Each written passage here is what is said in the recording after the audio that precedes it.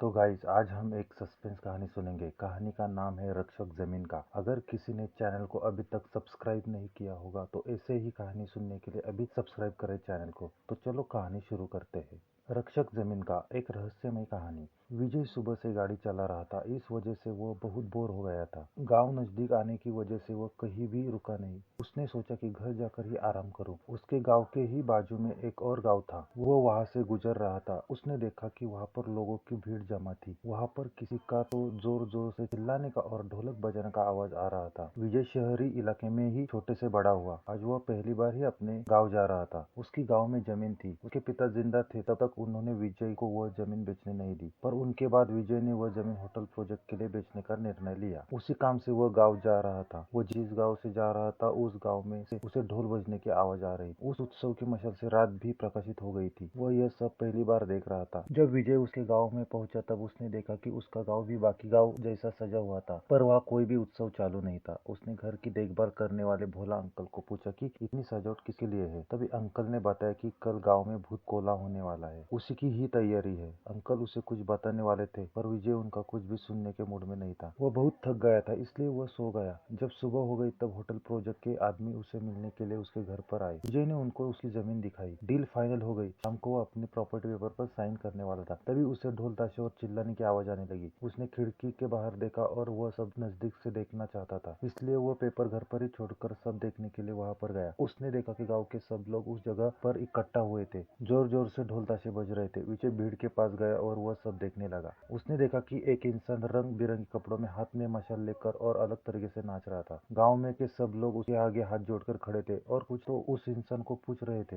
विजय उसका चेहरा देख नहीं पा रहा था क्योंकि उसकी पीठ विजय की दिशा में थी। विजय के समझ में आए उसके पहले उस इंसान ने अचानक नाचना बंद किया और उस भीड़ से विजय के पास गया और विजय की तरफ देखने लगा। उस इंसान को इतना नजदीक से देखकर विजय डर गया। उस इंसान के चेहरे पर पीला रंग लगाया हुआ था। शरीर पर अलग अलग जेवर और सिर पर जंगली जानवरों का मुकुटा था। यह सब उस इंसान को अलग दर्शा रहा था। वह इंसान विजय को बहुत देर तक देखा रहा और अचानक वह विजय की तरफ देखकर जोर से चिल्लाया। की आवाज सुनकर विजय डर गया। क्या करूं उसे समझ नहीं आ रहा था। तभी वो इंसान जंगल की दिशा में भाग गया। उसके जाने के बाद गाँव वाले विजय की तरफ आए। विजय को उनके चेहरे पर अलग ही डर दिखा। वो सब डरे हुए थे। सब लोग विजय को सावधान रहने को बोल रहे थे। उसके साथ कुछ तो महाभयंकर होने वाला था, पर विजय को यह सब गाँव वालों की व्यर्थ बातें और अंधश्रद्धा लग रही थी। वह वहां से सीधे उसके घर गया। उसके पीछे पीछे उसके अंकल आए। वह बहुत डर गए थे। वो विजय को बोले, जो अभी तुम्हारे पर चिल्लाए वो पंजूरी भगवान थे, जो गाँव के लोगों की और उनकी जमीन की रक्षा करते हैं और सभी विपत्तियों से लोगों की रक्षा करते। वो हर साल भूत कोला में आकर गाँव वालों की अड़चन को दूर करते हैं और उनके आने के आनंद से हम यह उत्सव मनाते हैं।